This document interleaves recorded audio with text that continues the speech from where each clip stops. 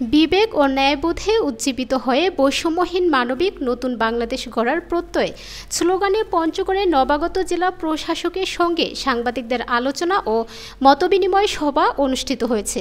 আজ বৃহস্পতিবার দুপুরে পঞ্চগড় জেলা প্রশাসকের সম্মেলন কক্ষে অনুষ্ঠিত মতবিনিময় সভায় নবাগত জেলা প্রশাসক মোহাম্মদ সাবেদ আলী, সহকারী কমিশনার ও এক্সিকিউটিভ ম্যাজিস্ট্রেট ফরহাদ আহমেদ উপস্থিত ছিলেন।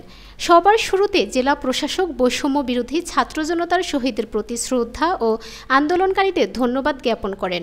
পাশাপাশি পঞ্চগড় জেলার বিভিন্ন সমস্যা নিয়ে সাংবাদিকদের কাছে জানতে চান।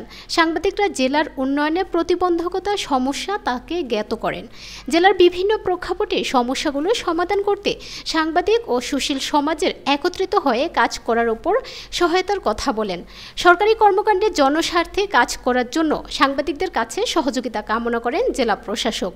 মতবিনিময় সভায় পঞ্চগড় প্রেস ক্লাবের আহ্বায়ক, নিউজ 24 ও বাংলাদেশ প্রতিদিন পত্রিকার পঞ্চগড় প্রতিদিন সরকার হায়দার, চ্যানেল আই ও জনকণ্ঠ পত্রিকার পঞ্চগড় প্রতিনিধি ও রহমান মুকুল, চ্যানেল 24 পঞ্চগড় প্রতিনিধি এ রায়হান, 71 টিভির পঞ্চগড় প্রতিনিধি রফিকুল ইসলাম, দেশ টিভির পঞ্চগড় প্রতিনিধি রাশেদুজ্জামান বাবু, বিটিভির পঞ্চগড় প্রতিনিধি আমির খসরুল আবলু, চ্যানেল এস এর পঞ্চগড় প্রতিনিধি আব্দুর রউফ, বাংলা টিভির পঞ্চগড় প্রতিনিধি ডিজার হোসেন বাদশাহ, প্রবীণ সাংবাদিক রহিম আব্দুর রহিম সহ পঞ্চগড় জেলার বিভিন্ন গণমাধ্যমের 50 জন প্রতিনিধি উপস্থিত ছিলেন।